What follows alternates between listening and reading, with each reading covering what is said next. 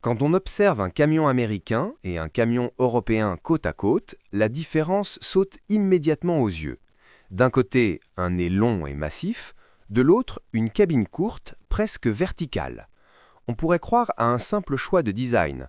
En réalité, c'est le résultat de décennies d'adaptation aux routes, aux lois, aux distances et au mode de vie des chauffeurs. Le transport routier est un pilier économique majeur sur les deux continents. Chaque jour, des flux gigantesques de marchandises circulent entre zones industrielles, ports et centres urbains. Pourtant, les véhicules qui assurent ces livraisons n'ont pas évolué de la même manière. Aux États-Unis, le modèle dominant est le tracteur à capot allongé. Le moteur est placé à l'avant, séparé de la cabine. En Europe, la logique est inverse. Le conducteur est assis au-dessus du moteur, dans une cabine avancée. Deux architectures, deux philosophies. La première explication tient aux distances. En Amérique du Nord, les trajets sont immenses. Un chauffeur peut avaler plus de 1000 km en une journée et rester sur la route pendant plusieurs semaines. Dans ce contexte, le camion devient un espace de vie. Les cabines sont larges, équipées pour le quotidien. Couchage confortable, cuisine compacte, nombreux rangements, parfois même divertissement embarqué. Certains conducteurs personnalisent entièrement leur intérieur comme un appartement miniature sur roues. En Europe, le rythme est différent. Les parcours sont généralement plus courts et la réglementation encadre strictement le temps de conduite. Les pauses sont fréquentes et obligatoires. Le véhicule doit être efficace, pratique, maniable, mais pas nécessairement habitable sur de longues périodes. L'environnement routier renforce cet écart. Les autoroutes américaines sont conçues pour les longues traversées, larges, directes, peu contraignantes. Elles favorisent les véhicules étendus et stables. A l'inverse, le réseau européen traverse des villes anciennes, des zones denses, des routes sinueuses. Ici, chaque mètre compte. Un camion trop long deviendrait vite ingérable.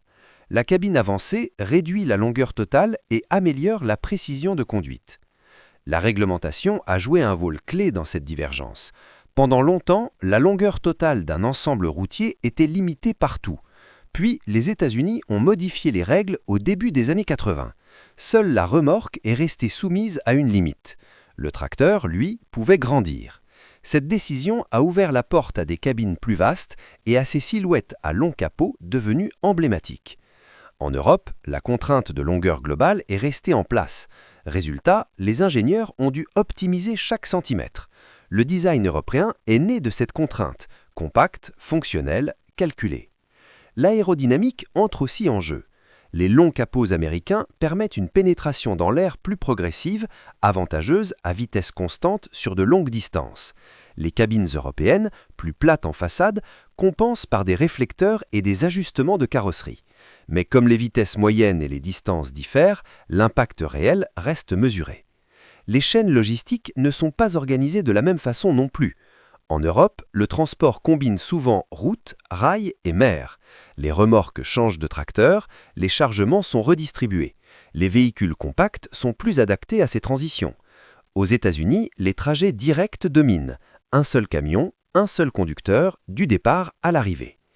Il y a aussi un facteur culturel. En Amérique, la route fait partie de l'imaginaire collectif. Le chauffeur longue distance incarne l'autonomie, le voyage, la liberté.